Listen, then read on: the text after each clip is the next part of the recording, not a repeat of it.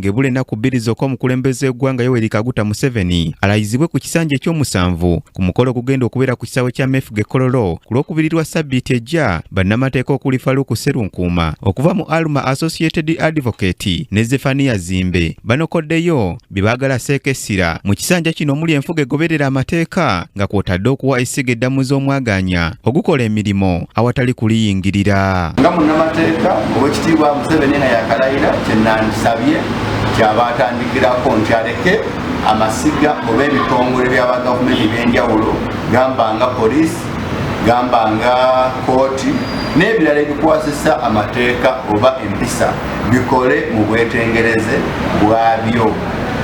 Naye omuntu yenna aba avuddeyo n'agamba yadde tuli mu kooti nze ngenda genda mu institution bweti oba ngenda genda mu anti-corruption state house oba ngenda genda ewa President Museveni nti abantu bakolebwengako oba baggulwengako emisango kuba kuba kuziimuula ate kooti.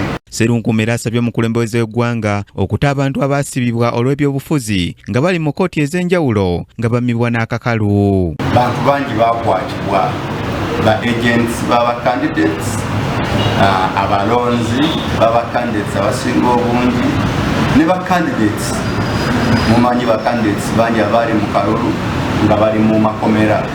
Nayagadde Oweekitiibwa President Museveni ng'alayidde asooke agende mu kafubo n'amatabi asatu nga bwe badduukanya eggwanga ya gavumenti muli parliament muli judiciary n'executive yennyini empenda zisalibwa okulaba nga bannayabufuzi abawagizi baabwe ne ba agenti baabwe bayimbulwa. Munnamateeka ono era ayagala Pulezidenti Museveni alwanyise enguzi gy'agambye nti yeefuga ebitongole bya gavumenti. Enguzi omuli w'enguzi akolebweko nga ssemateeka w'alagira.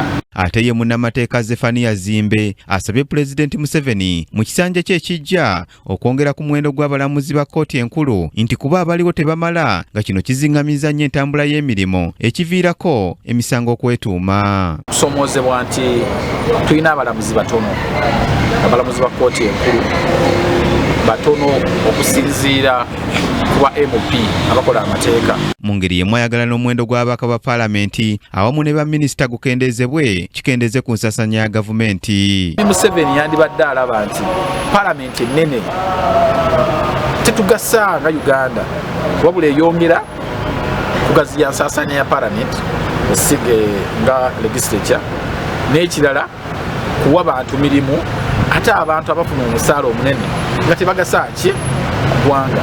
Paalamenti yeetaaga okusalibwako era nandisuubidde nti singa tufuna sipiika oba ba MP abalumirira eggwanga bandisabye bandeese ekiteeso ba MP basazibweko constituency ezimu zikole ki ziveewo.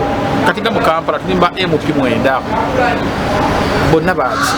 Bannamateeka bano balina okwabula kwe bakoze ku bbago ku bwetengereze eryayisiddwa paalamenti nga bagamba nti lyayisiddwa mutima mubi. Teryakoze bulungi bannayuganda oba ne gavumenti okutwalira awamu kubanga lyabaddemu ebirumira bingi abantu ab'enjawulo ba stakeholders okwetoola eggwanga bye baayogerako era ne ba gavumenti lwaki etteeka terina yisibwa ligibwewo.